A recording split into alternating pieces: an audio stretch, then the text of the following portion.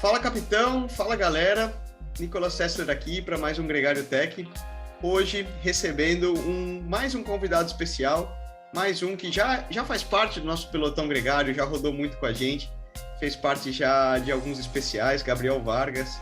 Quem se lembra aí dos textos dele desde o Bike Magazine, a diferentes revistas, e treinador renomado e muito conhecido no nosso ciclismo brasileiro. Ele está aqui conosco hoje para falar de um tema muito curioso, proposto por ele mesmo, até agradecer o Gabriel pela ideia, que eu acho que vai nos ajudar a todos nesse início de temporada de grandes voltas, que a gente vai acompanhar na TV.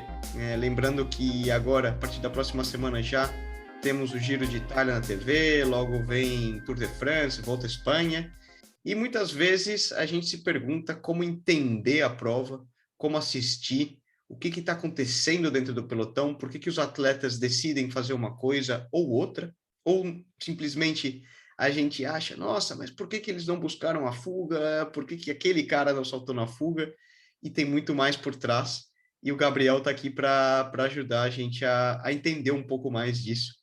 Então, dentro da temática de hoje, um pouco mais por trás das estratégias do pelotão profissional de uma corrida de bicicleta, analisando a fisiologia, os números e olhando um pouco isso. Gabriel, muito bem-vindo ao nosso Pelote Gregário Tech.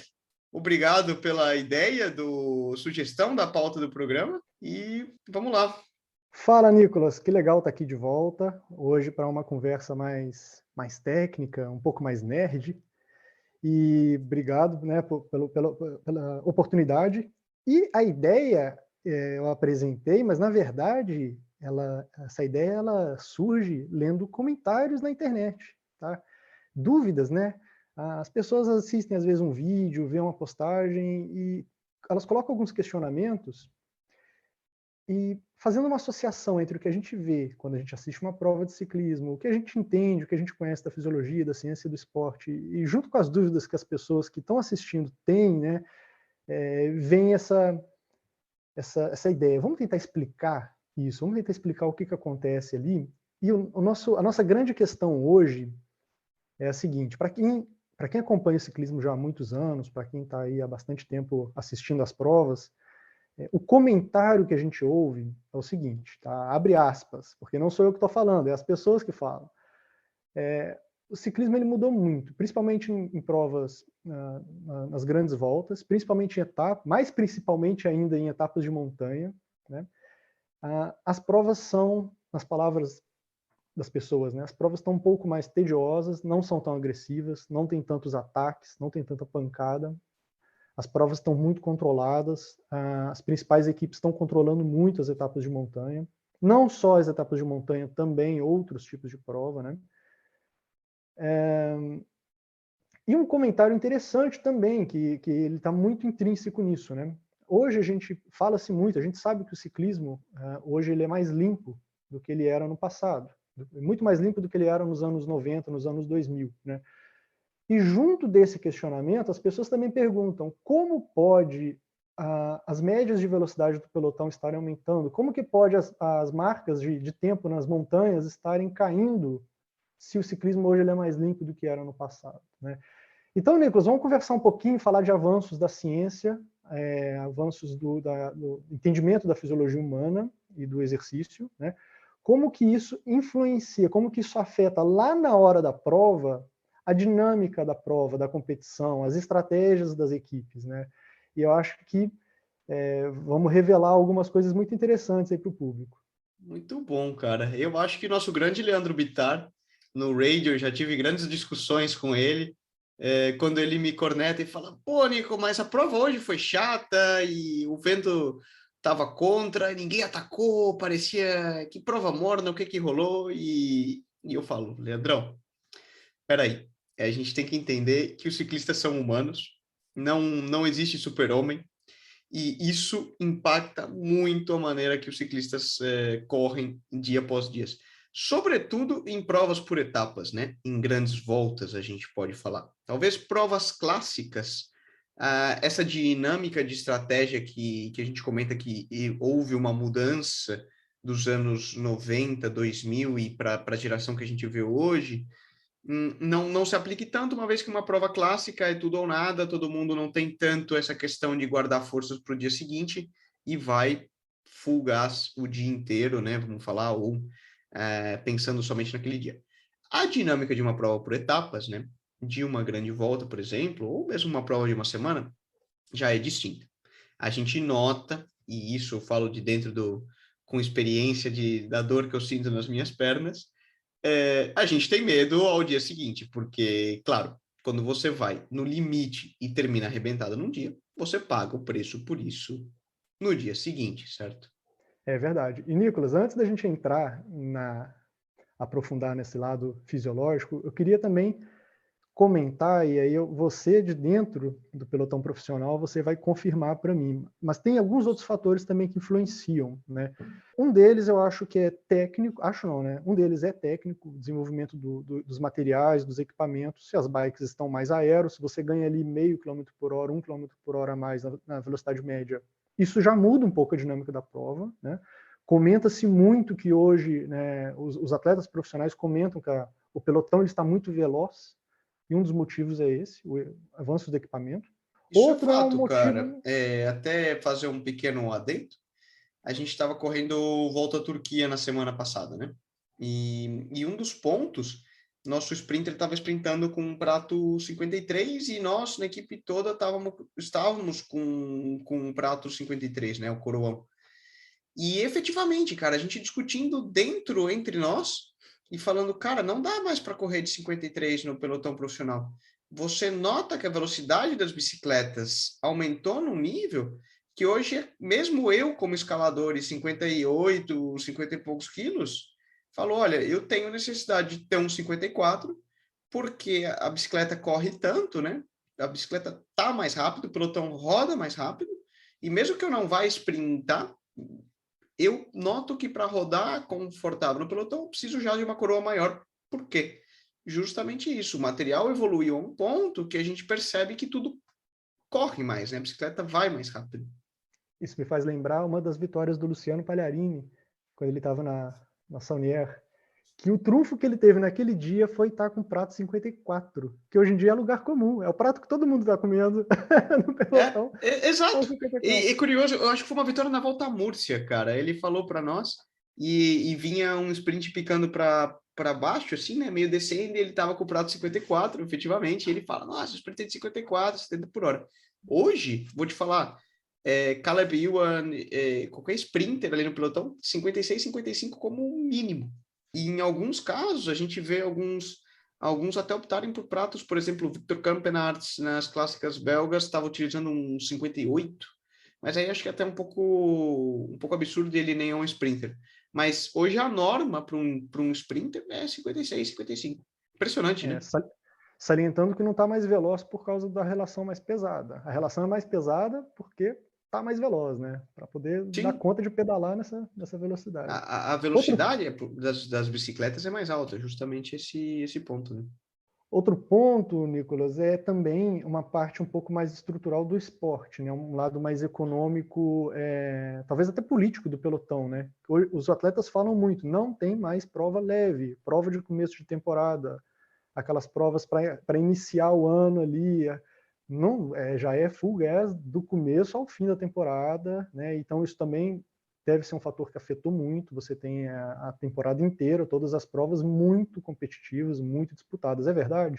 Isso é outro ponto também, eu citei muito no radio já, sobretudo na temporada de 2022, a gente vê essa dinâmica, existe essa dinâmica da briga pelos pontos isso aí, no sistema de rebaixamento, e que vai existir a partir do ano que vem.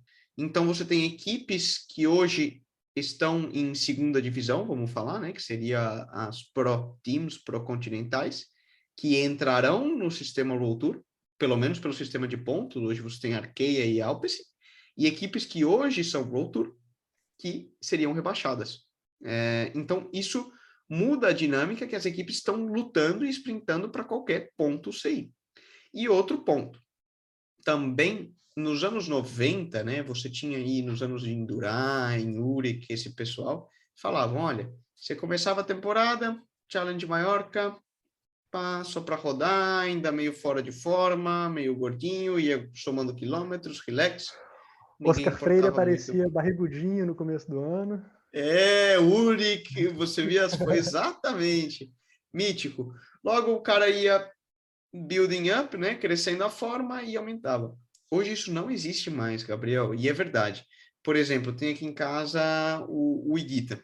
E no contrato que ele assinou com a Bora, posso falar de primeira mão, eles falaram, escuta, esquece grande volta. A gente quer que toda corrida que você possa ganhar, você ganhe. Não importa. Road Tour, bônus no contrato. Porque para nós, o que importa é aparecer o tempo todo, o ano inteiro. Pá, pá, pá, bora ganhando, bora ganhando, bora ganhando. E é verdade. Você olha a estratégia dessas equipes, reflete justamente isso. Você vê que praticamente todas as equipes, hoje, onde elas entram para tentar fazer alguma coisa e dar retorno patrocinador, aparecer. Nicolas, aí a gente conecta agora já com o primeiro aspecto do lado mais científico dessa justificativa toda, que eu não vou aprofundar muito aqui, mas acho que conecta bem com isso que você está falando, que é a questão da periodização.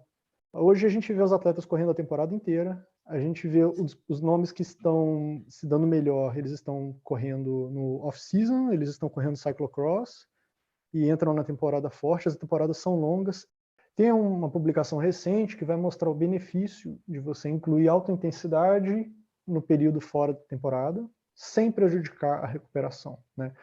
E quando a gente vê para um ciclista de nível mundial que vai correr cyclocross, que são provas curtas, explosivas, intensas, que ele talvez um pouco menos pressão por resultado, talvez para alguns isso funcione, talvez isso encaixe, né? E é um pouco surpreendente, porque você pensa, pô, quanto que esse cara vai tirar férias? Alguns dos grandes nomes, eles estão nessa. Você fala, meu, o cara não vai parar em algum momento, né? Então, isso é uma coisa que é muito recente, tá, Nicolas? A ciência em relação à periodização, essa compreensão, inclusive, das provas treino, né? O Tim Carrington, que era o treinador da equipe Sky, ele trouxe isso, né? Vamos competir menos e treinar mais, chegar mais preparado, mais treinamento em altitude. Então, são paradigmas que mudaram bastante. E isso também acaba afetando lá o race day, né? O dia da prova, com certeza isso influencia. Eu acho que esse tema daria uma outra conversa, né? Até não precisaria fazer um levantamento melhor para a gente falar disso.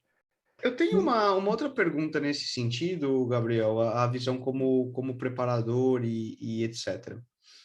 Existe um feeling, por exemplo, é certo que nos anos anteriores você mencionou altitude, por exemplo, e esse tipo de periodização mais bastante bem específica. Era algo extremamente reservado, vamos falar assim, a somente os líderes de cada equipe. O cara quer disputar uma grande volta aí, né? Então vamos pensar num Armstrong, num Urik, num Indurain, um Belloc, ou seja, os grandes nomes daquela época que iam fazer altitude. Os gregários e gente que estava lá para trabalhar ou ganhar provas menores, clássicas, etc. Nunca. Não se fazia, por exemplo, esse tipo de periodização. Ou mesmo uma planificação de temporada tão específica. Ele ia lá para correr. Hoje é certo que a gente tem um avanço da ciência e que praticamente todo mundo no pelotão faz treinamento de altitude, uma periodização adequada e etc. A diferença é tão grande assim de nível para ao aplicar dentro da ciência do treinamento, assim, vamos falar, nota-se um ganho em performance tão elevado? Nota-se, Nicolas. Isso até vai ser uma parte da explicação que eu vou dar depois. Inclusive, a razão, talvez uma das razões disso acontecer, as equipes estarem enviando mais atletas, estarem investindo mais nisso, é porque as equipes precisam que os atletas estejam mais presentes nas provas, toda a equipe, né? E isso é o que eu vou falar depois, quando a gente for falar dos conceitos científicos um pouco mais aprofundados. Tudo isso vai ser amarrado, né? Você precisa da equipe inteira afiadíssima na montanha. Mas, sim, o treinamento de altitude, ele vem para trazer o benefício, Agora, olha só uma afirmação que pode ser até polêmica, mas ela é real. O treinamento de altitude ele vem para trazer o benefício que era o papel do doping sanguíneo há 15, 20 anos atrás, que é basicamente aumentar a capacidade do seu sangue transportar oxigênio. Hoje em dia você consegue fazer isso de forma bastante efetiva, temporária, no treinamento em altitude. E aí, só para fazer um parênteses, né? Na verdade não é o treinamento em altitude, né? É o descanso em altitude. Treina-se em baixa altitude, especialmente quando é um treino de alta intensidade, e o atleta dorme na alta altitude, né? Dorme no hotel no topo da montanha. Não sei se eu estou falando besteira aqui do que você vê aí. E eu acredito que se alguém não está Acho que fazendo isso, está poderia fazendo até errado. render um A pessoa está programa. gastando dinheiro, Nicolas. A equipe está gastando dinheiro mandando o atleta para treinar na altitude, mas se ele está dormindo no nível do mar, a Não, parte desse não. dinheiro está sendo desperdiçada. Tá? Inclusive, lembra do Alberto Contador, a barraca hipobárica dele, né? É. Barraca O que simulava Avança tem uma no altitude. Brasil também, por sinal. É, Mas aí eu acho que a é, gente vai. Ó, rende um próximo tech, Gabriel. Vamos guardar na pauta aí um tech só sobre treinamento e altitude, até porque semana que vem eu estou subindo também. então, E fica a curiosidade. Mas vamos seguir na linha. Hoje, o nível médio, né? Existe muito mais recursos, conhecimento, e isso se aplica com que o nível médio, desde os gregários até os líderes, seja mais alto, né? sim. Desenvolveu, o esporte desenvolveu, a tecnologia, o conhecimento desenvolveu. Como outros esportes, quando você vai assistir Fórmula 1, por exemplo, você compara a Fórmula 1 de hoje com anos 80. Tem foto nos anos, sei lá, anos 80 do mecânico comendo macarrão encostado no pneu do carro nos boxes, sabe? As coisas desenvolveram muito, tornou-se tudo muito mais profissional, mais controlado. Você busca pequenos ganhos, você busca avanços em pequenas margens de possibilidade em todos os aspectos, que isso não é nada mais do que o conceito de ganhos marginais, né? Então, se você pode mandar os seus atletas para fazer um treinamento em altitude e isso vai te beneficiar 3% no resultado da prova, vai ter um impacto estatístico, digamos assim, de 3%, manda. Vamos colocar o atleta para fazer determinado tipo de avaliação, vai dar um benefício de 0,5%. Faça, não abra mão desses ganhos, né? A soma deles que vai trazer o resultado. E aí, Nicolas, isso leva a gente agora para os dois aspectos principais que eu queria comentar, que eu queria trazer, que é o mais visível, é o mais claro. Se você sentar, você não, Nicolas, porque você vai estar lá no pelotão, mas se a gente senta na frente da televisão para assistir uma prova, hoje a gente vê isso, a gente vê o seguinte, as principais equipes estão na ponta do pelotão, vamos pegar o exemplo de uma etapa de alta montanha, elas estão na ponta do pelotão, um ritmo incessante, um ritmo implacável, né?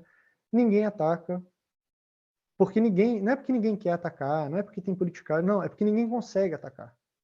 E Ninguém consegue consegue, o atacar. ritmo é muito Eu falo forte. isso, né? A Né? prova fica chata de assistir, de certa Fica forma. chata de assistir, eu não sei para atleta, né? O atleta deve ficar uma coisa extremamente sofrida, assim, né?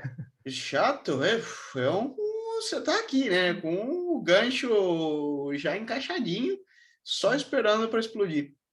E os atletas vão sobrando. E o que a gente vê muito hoje em dia é isso. Vai sobrando um a um, vai sobrando, até que, veja, esse filme já deve ter passado muitas vezes. Sobra um grupo seleto que, faltando um pouco para o final da subida, aí sim eles atacam. Aí sim a prova fica um pouco mais agressiva na parte final. Isso acontece, existe um motivo técnico-científico para isso acontecer. E isso não é falado abertamente, né? A gente infere que as equipes, a gente tem muitas evidências para que as principais equipes estejam utilizando desse conhecimento técnico e científico para gerar aquele cenário que a gente está vendo, aquele cenário tático, né? Esse aspecto, Nicolas, ele está intimamente relacionado com algo que a gente conhece como potência crítica, certo? Interessante. Uhum. A potência crítica, basicamente, em resumo, tá? Nesse caso, aplicada a esse exemplo que eu estou dando, ela é o maior esforço que o atleta pode manter sem que ele quebre, ou seja, que ele consiga manter ao longo de toda a subida, né? sem que ele quebre. Tá? Isso aí, altamente calculado, isso vem de avaliações de campo, O avaliação em famoso laboratório. FTP, de certa forma, né? Que o De certa pessoal fala. forma, é isso. Não é É, o mais ou mesmo aí, né? menos. Entraria muito na É tipo especificação dois técnica. vizinhos que moram no mesmo prédio, tá? O endereço é quase o mesmo, mas são residências diferentes, tá bom? A potência crítica, o atleta que conhece os seus números, ele sabe exatamente a potência que ele tem que manter. E ele sabe que se ele manter aquela potência e ele tiver ali corretamente a estratégia nutricional, tudo certinho, ele sabe que ele vai conseguir cumprir o papel dele. Por exemplo, um gregário da montanha, o Kwiatkowski, por exemplo, que é uma imagem clássica dele, que é um cara ali ralando na subida, nossa, quilômetro após quilômetro ele está ali. Ele com certeza está num ponto exato de esforço, que ele está no maior esforço possível que ele está fazendo, sustentável, pela duração que ele precisa fazer. Se ele fizer um pouquinho a mais, ele vai quebrar. Não vai quebrar imediatamente, mas ele vai quebrar depois. E o que Agora, acontece na isso como prova, Nicolas? que, Esse na conhecimento, sua né, na análise prática. para assistir a corrida, como que isso impacta na corrida? Impacta que você pega, por exemplo, hoje em dia, você pega a Jumbo, ou agora com as contratações você pega a equipe do Ineos, Pogacar. UAE, né? Isso. Que eles têm vários excelentes atletas, vários atletas que têm esse limite numa porcentagem alta do VO2 máximo deles, e eles estão muito bem mensurados. Esses caras, o perfil de performance deles é extremamente detalhado e analisado. Então, eles estão ali andando nesse limite. Tá? Talvez aquele atleta, aquele gregário que tem um limite um pouquinho mais inferior, ele vai ser o primeiro a puxar lá no pé da montanha. Isso a gente viu a Sky fazendo assim, ó, claramente, claramente. Depois, quem que assumia a ponta do pelotão? Era o próximo, na hierarquia aí das capacidades físicas, né? E ele sobrava. Depois era o próximo, e até que sobrava o atleta mais capaz, que era o líder, na época o Froome, o Geraint Thomas, e assim vai. O que acontece com os outros atletas das outras equipes? O que eles têm que fazer? Eles têm que acompanhar. Se eles tentarem atacar, eles vão estar entrando, eles vão estar passando esse limite. Isso se eles já não passaram, Nicolas. Isso se os outros atletas já não passaram, se eles já não estão no gancho, né? Mas se eles não estão e eles querem fazer alguma coisa diferente, atacar, eles vão ter que entrar nessa área cuja duração ali é limitada. Nicolas, imagina que passou do limite, você tem uma pilha disponível. Antes você estava ligado na tomada, a energia vinha, desde que você esteja alimentando, a energia vem. A partir desse limite, você tem uma pilha, uma hora a pilha acaba. E a conta vem. Exatamente. A grande diferença hoje em dia é eles conhecerem muito bem esses números. O medidor de potência está lá, as avaliações estão lá, eles conhecem muito bem. Então, eles andam na ponta do lápis.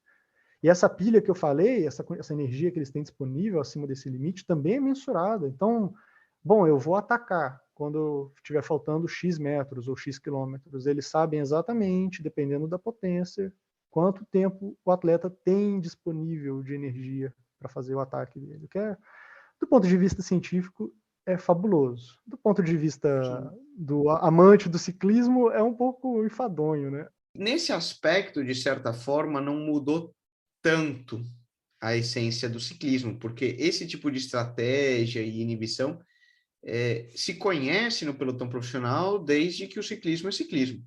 O que sim mudou, você mencionou aí, e eu acho que isso a gente percebe desde o final dos anos 2000, 2008, 9, 10 ali, né, vamos falar, que foi quando a gente começou a enxergar a troca de geração do ciclismo, saindo da geração doping, que era a geração Lance Armstrong, introduziu-se o passaporte biológico, introduziram-se os controles fora de competição, introduziram-se análises mais aprofundadas de sangue, começou-se a conhecer mais da fisiologia do corpo humano para poder controlar nesse sentido, e reduziu um pouco o que seriam os super-homens.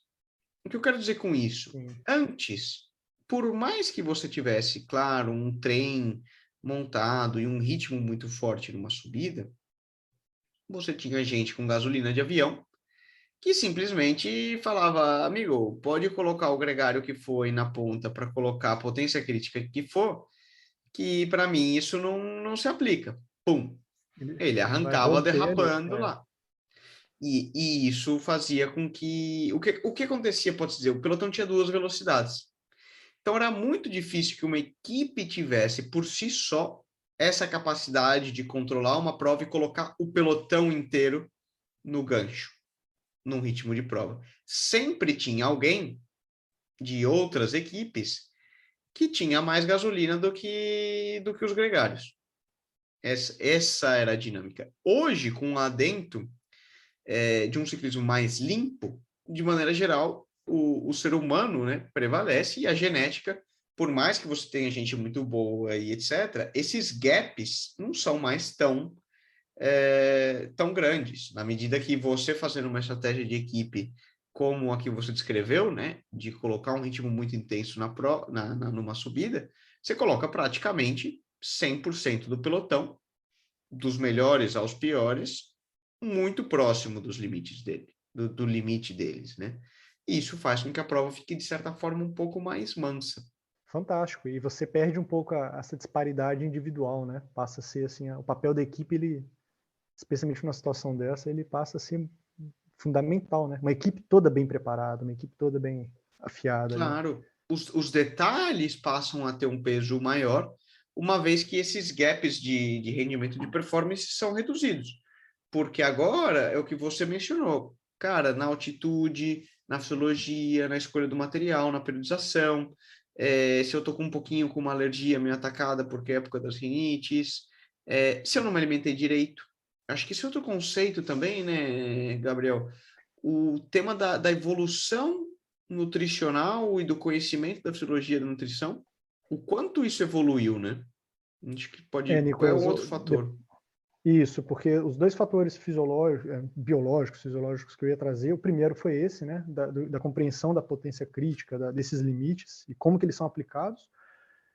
E o outro, que é o mais interessante, porque é o que está aí, né, para a gente literalmente pegar, né, pegar no bolso, assim, que é o alimento, é o carboidrato, as taxas de ingestão de nutrientes mudaram muito. Então, fazendo uma revisão, em meados dos anos 2000, a gente tinha os primeiros estudos que mencionavam a ingestão de ao redor de 60, talvez um pouco mais do que 60, até 80 gramas de carboidrato por hora, né?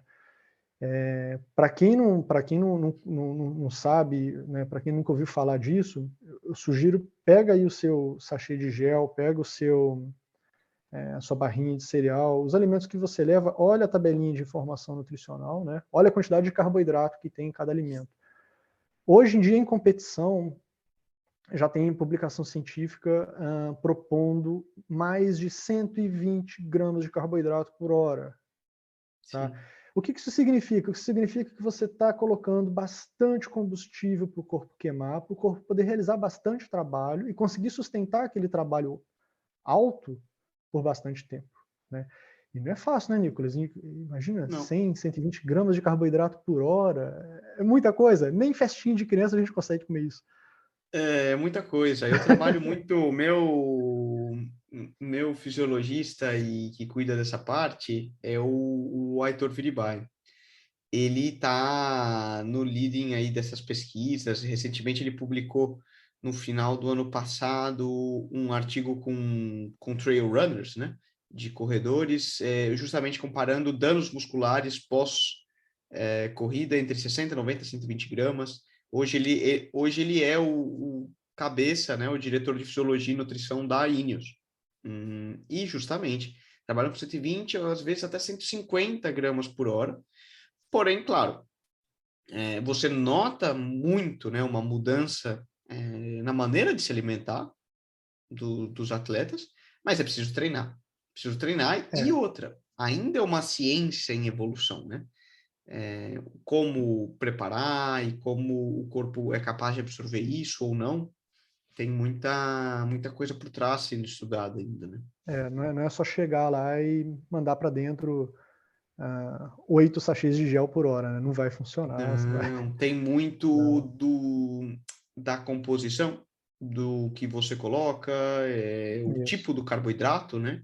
É muito É o mix importante. A gente vê de aí açúcar. bebidas tipo a CIS criou, está desenvolvendo, né? Algumas bebidas que eles chamam de Betafuel, a Malter, que é uma referência, foi quem meio que começou nessa pesquisa. No Brasil tem algumas marcas que eu já vi, já testei alguns produtos legais.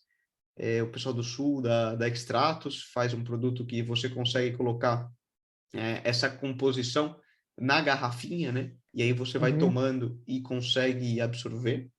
Aqui no Brasil E é também tem o fato. pessoal da Bike Fuel. Bike Fuel também, eles fazem um produto bom nesse sentido. Pá, eles eu não conheço, tenho curiosidade por testar. Eu sou meio. Eu até brinco com o Aitor brincar, às vezes ele precisa testar alguma coisa e eu sou meio cobaia. Nico, vamos testar tal protocolo e vamos ver como funciona ou não funciona. Mas é Esse certo, trabalho dele é. o adentro da tecnologia e do desenvolvimento da ciência, né, é muito elevado. Porque não só na alimentação, no sentido de quantidade de carboidrato que você coloca, né? Mas hoje sabe-se muito mais da importância de uma recuperação. Porque um ponto que impacta muito, Gabriel, numa prova de ciclismo, aí eu falo desde dentro, eu acho que não é nem o dia da prova em si, o que você faz ali, mas é como você larga a prova do dia seguinte. Vamos lembrar, né? São 21 dias, sua capacidade de recuperação. Que, novamente, na era dos anos Merckx, etc., doping, essa recuperação era mágica, né?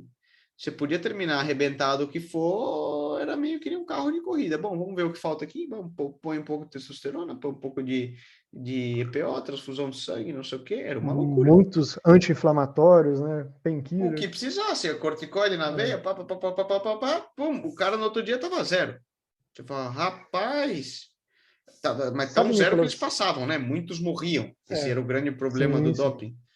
Hoje não. Você terminou um dia arrebentado, amigo, a conta vem no dia seguinte e vem com juros de cartão de crédito alto. Pode ter certeza. Se se desidratou numa etapa, você paga o preço no dia seguinte. Isso influencia muito, novamente, né? A maneira que a gente corre cada dia. Porque eu não posso, como antes, né? Que a gente via o pessoal indo, atacando, atacando, atacando, atacando, como se não houvesse dia de amanhã. Eles chegavam no box, no hotel depois e trocava o óleo do motor e estava zero para o dia seguinte. É o que nós vimos Hoje acontecer não com. existe mais isso, né? A gente vê acontecer, né? Antigamente, eu lembro do Tour de 2004, o Iban Maio, que ele quebrou, né? Numa das etapas de montanha, o escalador da Euskadi. Das catelas E, cadem. isso, e a gente sabe que ele tinha feito uma transfusão ele não recebeu o sangue, ele tirou o sangue para usar posteriormente, um dia antes, ele quebrou. E aí, mais recentemente, a gente vê alguns atletas quebrando, um dos irmãos Yates, né, que quebrou feio, acho que num Giro de Itália recente, e foi provavelmente por isso, uma pequena falha ali, uma pequena deficiência aqui em nutriente, na recuperação, que ela foi acumulando dia após dia, etapa após etapa, um excesso que ele pode ter cometido aqui e ali, né? E pagou o preço. Ouvi um podcast faz alguns meses com um nutricionista, se não me engano, da equipe Bora, e ele comentou de um atleta que em uma determinada etapa de uma prova, por etapas, ele não conseguiu durante a prova ingerir a quantidade de carboidratos que ele tinha que ingerir. Então ele teve que compensar aquilo na janta do dia, e sei lá, era uma coisa tipo, olha, você vai ter que comer 1,5 kg de macarrão para poder você estar inteiro nos próximos dias. Era uma coisa absurda, assim, era um número, a quantidade era absurda. Então eu fico com dó, porque o atleta, além dele ter que ralar um monte, ele ainda tem que ficar tuchando comida para dentro. Nossa! Pô, essa é a parte boa, rapaz. O problema é entrar no buffet e você não pode aproveitar dele. Porque é certo que a alimentação, você fala, não é qualquer comida, né? Você pensa, nossa, tem que comer um monte. Peraí. Tem que comer um monte, mas com qualidade. Isso é certo. Você não pode entrar no buffet e sair atacando todas as tortas, todos os bolos, toda aquela porcariada com salsa, carne, não. Tem que ficar bem específico ali no. Não vou falar nem arroz e feijão, né? Mas é só no arrozinho mesmo e no macarrãozinho, sem muito molho. Mas tem que comer muito, isso é certo. Inclusive, você comentou do seu nutricionista, esse trabalho dele foi muito interessante, que mostrou como que o déficit de... Bom, quando você acaba esgotando, né, o glicogênio muscular, que é o carboidrato que está armazenado no músculo, ele resulta em dano muscular, certo?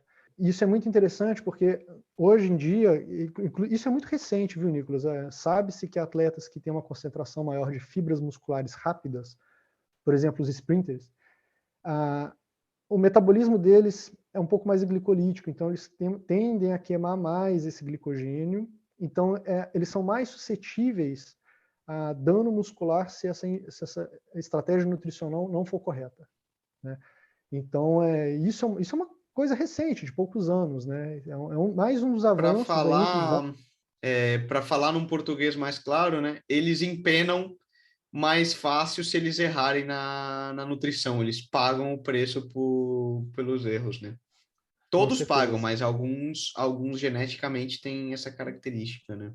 Agora, Gabriel, uma curiosidade. A gente falou do que é hoje entender as provas que nos ajudam a entender a prova, né? Fazendo um resumo geral, a ciência evoluiu, o doping diminuiu e os atletas são seres humanos, então as diferenças em função disso são mais baixas, com que todos estejam mais igualados, até pela evolução de equipamento, etc. Mas e tua opinião para o futuro? O que você enxerga aí para os próximos 10 anos no esporte, vamos falar assim? Uma novidade que nós já estamos vendo são os monitores contínuos de glicose, o Sapiens, por exemplo, que Sim. ainda não tem um consenso, não tem uma validade científica. Inclusive, eles, no ambiente do laboratório, eles estão mostrando valores muito diferentes de um analisador de glicose mais formal, né? Mas é uma tecnologia em desenvolvimento. Inclusive, eles deixam isso bem claro. É como um medidor de potência lá nos anos 90. A gente tem um equipamento, a gente ainda está aprendendo a usar, a gente está desenvolvendo usos e estratégias para ele. É muito legal, mas eu acho que tem outra coisa que, quando existir, vai ser, sim, a grande virada, que é o medidor contínuo de lactato. É muito difícil de produzir. Já ouvi falar de alguns protótipos, tem algumas publicações científicas de pessoas que tentaram fazer, é extremamente difícil. Vai ser uma coisa fantástica, assim, eu fico, até para você parar e ficar pensando, nossa, como que seria montar uma planilha de treino para um atleta que tem um monitor contínuo de lactato, e é um pouco distópico até, né, meio futurista, meio ciborgue, assim, você ficar pensando, a pessoa tem ali um sensor dentro dela, mostrando exatamente em que faixa de intensidade, em faixa de esforço, o que está acontecendo na fisiologia interna dela. Novamente, cientificamente falando, é muito interessante, mas como amante do esporte, como uma pessoa que gosta das coisas mais simples, assusta, tá? Assusta bastante. Eu acho que isso vai fazer muita Poderia diferença. mudar muito a essência Vai. das provas no futuro, né? Entra um Se pouco o hoje as pessoas debate aí reclamam, do pessoal se as falava, pessoas pô, já reclamam reclama que tem o de Froome que olha muito, né? E fica potência, ali, só olha para freadisco, o imagina, medidor e tal. as De pessoas novo, reclamam eu de acho que freadisco, depende imagina. muito de como você utiliza a ferramenta, né? É certo que toda a evolução da ciência hoje tem nos ajudado a sermos ciclistas melhores e com menos lesões, acertando mais os nossos objetivos, com equipamentos que funcionam melhor. Vamos pensar em bicicletas mais rápidas, bicicletas que freiam melhor, pneus melhores, etc. Mas tudo depende, assim, né, na tecnologia, de como você utiliza, né? E eu acho que esse vai ser o grande ponto para o futuro, né? Como a tecnologia vai evoluir, que ela está evoluindo e vai trazer uma infinidade de melhoras para o nosso treinamento, para o nosso dia a dia, né? Mas como que a gente vai aplicar ela e utilizar, né? Fantástico. Cara, você viu que a etapa se estendeu, tivemos uns quilômetros extras aqui, passamos um pouco dos 40 minutos, nosso Leandrão na edição já fica de cabelo em pé, mas te agradecer muito pela oportunidade de ter você aqui conosco rodando no Pelote Gregário. Espero aí que você que escutou tenha curtido. De novo, se você, eu sempre falo, né? Você tem curiosidade, dúvidas, sugestões, alguma pergunta que você queira fazer diretamente ao Gabriel, a mim ou a qualquer um aqui da Gregário, não deixe de mandar, pode entrar através do Instagram, Twitter, onde for, a gente responde e é muito legal ter esse feedback. Agora, a gente tem aí o giro começando essa semana, espero que esse papo te ajude na hora de assistir a prova, entender um pouco mais o que está rolando e olhar a dinâmica do quanto as pernas estão queimando de cada ciclista por trás e porque às vezes uma etapa pode ser mais chata ou menos do que a outra. Chata entre aspas, né? Todas são legais, mas entender o porquê da prova tá desenrolando daquela maneira. E vamos que vamos. Gabriel, mais uma vez, muitíssimo obrigado aqui por estar no nosso Pelote Gregário e espero ter você mais vezes aqui. Eu que agradeço, Nicolas, a oportunidade mais uma vez. Foi um ótimo bate-papo.